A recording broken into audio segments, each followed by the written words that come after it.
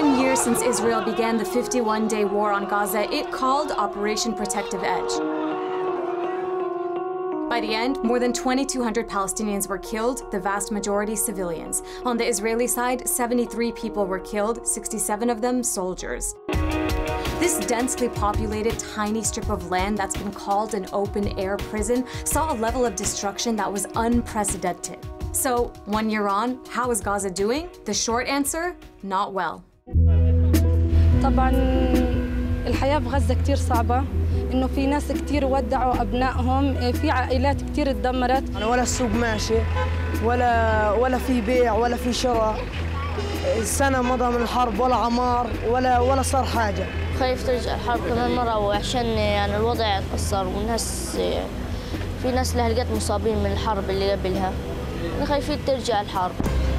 Life in Gaza is pretty much hopeless for the 1.8 million people who live there. They're walled in by the Israeli army to the north and east, the Israeli navy to the west, and the Egyptian army to the south. People aren't allowed to leave, and few can go in. This siege has meant that less than 1% of the construction materials needed for rebuilding has been allowed in. 100,000 Palestinians remain homeless after 18,000 homes were either destroyed or severely damaged. At this rate, it would take 100 years for Gaza to be rebuilt, assuming there aren't any more wars. And the billions of dollars in aid pledged by foreign governments have, for the most part, remained, well, pledges.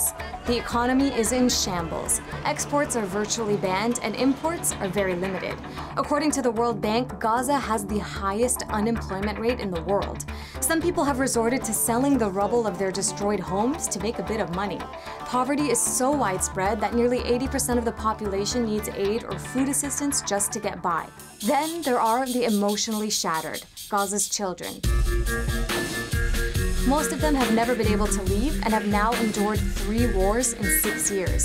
In last year's war, some 551 kids were killed in Gaza and more than 3,400 were injured.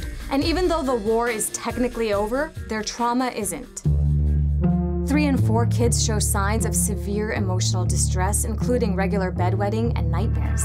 So, given all the lives lost and homes, schools, and hospitals destroyed, who's been held accountable? No one. In some instances, the Israeli military has investigated itself and then cleared itself of any wrongdoing. This includes the attack that killed 4 young boys playing soccer on the beach. More recently, a UN report found that both Israel and Palestinian militant groups may have committed war crimes. That report is headed to the International Criminal Court, and a case might be brought against the Israeli leadership. But in terms of accountability in the short term, there's not much reason to be optimistic. Meanwhile, Gaza's residents are living amid the rubble and despair, wondering how much more they'll have to endure.